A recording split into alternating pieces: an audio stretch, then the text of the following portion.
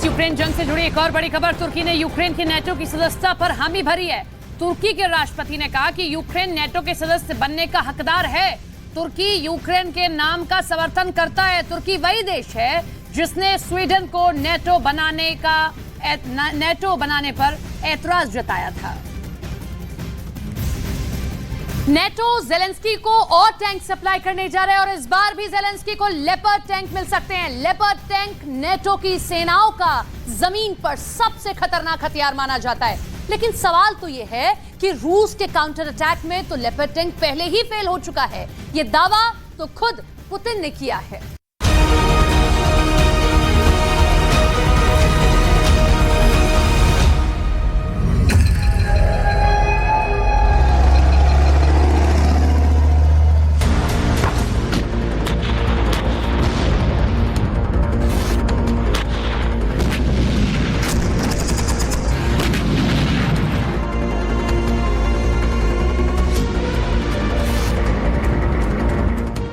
Leopard शिकार नहीं कर रहा, बल्कि खुद आसान शिकार साबित हो रहा है।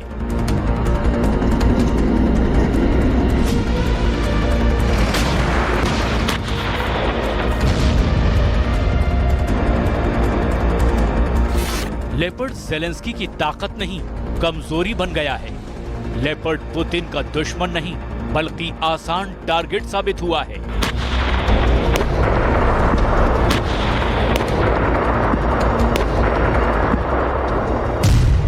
कुल मिलाकर यूक्रेन के युद्ध में लेपर्ड फेल हो चुका है और ये बात अब 100% पुख्ता मानी जा रही है। इसका दावा जर्मनी के वॉर एक्सपर्ट्स कर रहे हैं।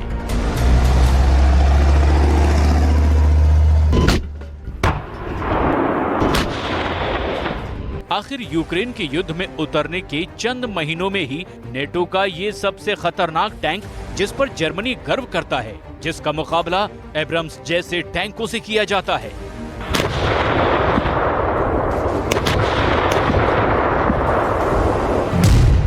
वो लेपर्ड टैंक चीन का कनस्तर क्यों साबित हो रहा है? लेपर्ड के मारे जाने के बाद क्यों जर्मनी और बाइडेन दोनों बहुत ज्यादा भारी बेइज्जती और खतरा महसूस कर रहे हैं?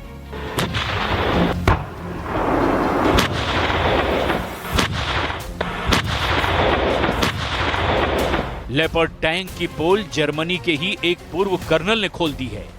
उन्होंने क्या कहा है, उससे पहले देखिए कि रूस कैसे एक सस्ते ड्रोन से बहुत महंगे लेपर्ड टैंक का शिकार कर रहा है।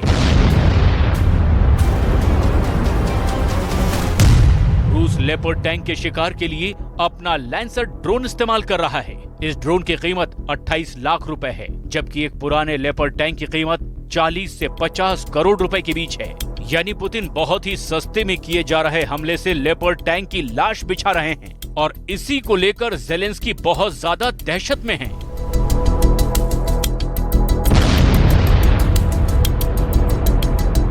देखिए 8 जून को ज़ापोरिज़िया में क्या हुआ था। ये वो तस्वीरें हैं जब जर्मनी का टैंक लेपर्ड और अमेरिका के ब्रैडली टैंक को पुतिन ने घेर कर मारा था। ये सभी बख्तरबंद गाड़ियां एक बारूदी सुरंग से भरे इलाके में दाखिल हो गई थी। इस हमले में यूक्रेन को बहुत बड़ा झटका लगा। एक लेपर्ड टैंक, 12 ब्रैडली बख्तरबंद गाड़ियां और 3 लेपर्ड इंजीनियरिंग व्हीकल तबाह हो गए।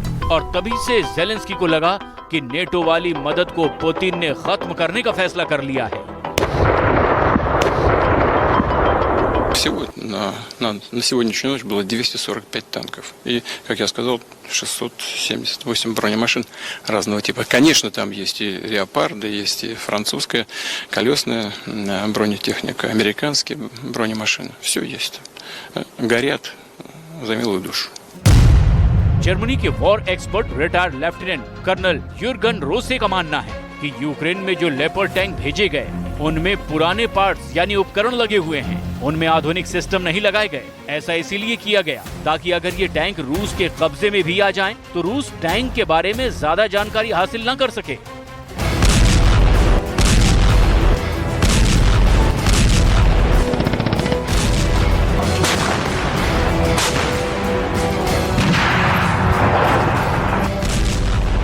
ऐसा इसीलिए किया जा रहा है ताकि जर्मन तकनीक रूस के पास न पहुंचे, क्योंकि अगर पुतिन को लेपर्ड की खास बातें पता चल गई तो नेटो की असली फौलादी ताकत का तोड़ रूस बहुत आसानी से तैयार कर लेगा। अब इन तबाह हुए टैंक और बख्तरबंद गाड़ियों से जो बातें पुतिन के इंजीनियर्स पता लगाएंगे,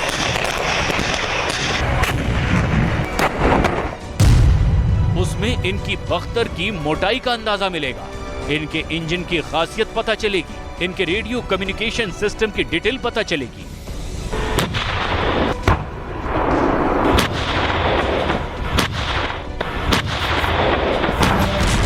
हालांकि दावा किया जा रहा है कि अमेरिका और जर्मनी ने इस बात का ख्याल रखा है कि बहुत खुफिया जानकारी रूस के हाथ न लगे, इसीलिए उसने इसमें वो सिस्टम नहीं लगाए जो पुतिन के हाथ लग सकते थे।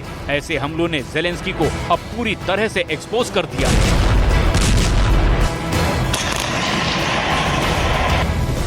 पुतिन कैसे ज़ेलेंस्की की आर्मी पर ड्रोन से ताबड़तोड़ हमले कर रहे हैं, इसके लिए 8 बहुत छोटे-छोटे वीडियो क्लिप जारी किए गए।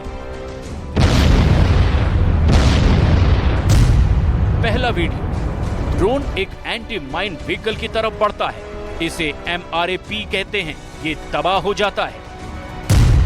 दूसरा वीडियो, ड्रोन एक और टारगेट की तरफ बढ़ता है, ये यूक्रेन की बख्तरबंद गाड़ी है, यहां भी धमाका होता है।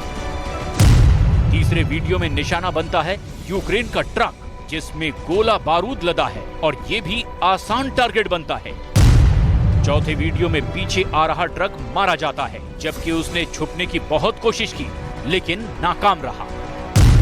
पुतिन के ड्रोन का 5वां शिकार बनती है एक कमांडर की गाड़ी, जो चलते हुए ट्रक के ठीक पीछे थी, और यहाँ भी बड़ा धमाका होता है। इसके बाद छठा टारगेट बनता है यूक्रेन का टैंक। ड्रोन हिट करने से पहले बहुत साफ साफ तस्वीर देखिए, ये यूक्रेन का T-72 टैंक है।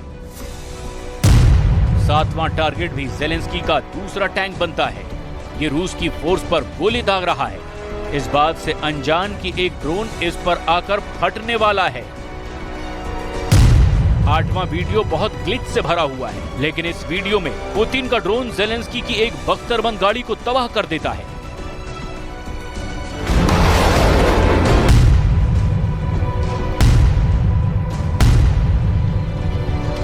इस काउंटर अटैक में ज़ेलेंस्की को बहुत बड़े बड़े झटके लग रहे हैं, ये वीडियो सबूत है, और इसी लेकर दावा तो अब खुद पुतिन ने किया है कि ज़ेलेंस्की की फौज बहुत बुरी मौत मारी जा रही है। पुतिन ने जब ये बात बताई तो उनके तेवर देखने लायक थे।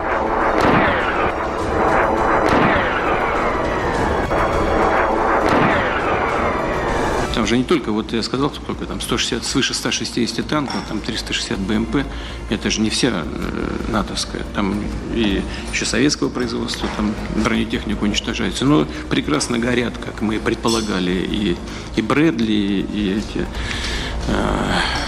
Леопарды, да. पुतिन लेपर्ड टैंक का नाम ले रहे हैं, पुतिन ब्रैडले फाइटिंग व्हीकल का नाम ले रहे हैं, ये दोनों बहुत ही खतरनाक हथियार ज़ेलेंस्की को नेटो से मिले हैं। ज़ेलेंस्की ने अपने काउंटर अटैक में बहुत बड़ा नुकसान देखा है।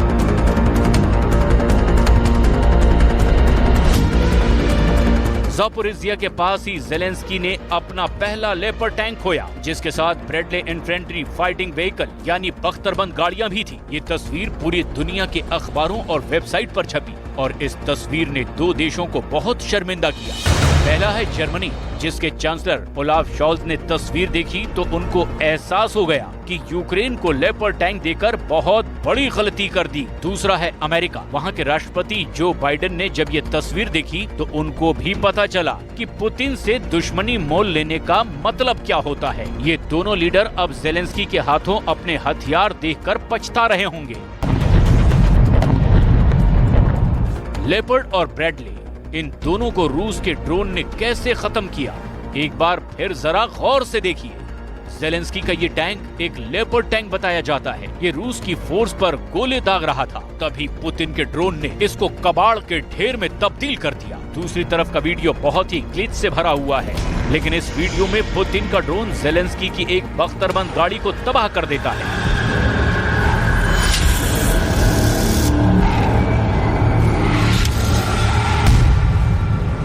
अब तक यूक्रेन के युद्ध के दौरान पूरी दुनिया की नजर पुतिन पर रही है। पुतिन बहुत कम बोलते हैं और जब बोलते हैं तो उस बात के कोई मायने होते हैं। वो ज़ेलेंस्की की तरह आए दिन सेल्फी वाला वीडियो नहीं बनाते, ऐसी बड़ी बड़ी बातें नहीं करते जिसकी पुष्टि करने वाला कोई ना हो या फिर जिसका कोई सबूत ही ना हो। इसीलिए पुतिन की बातों को बहुत गंभीरता से लिया जाता है। पुतिन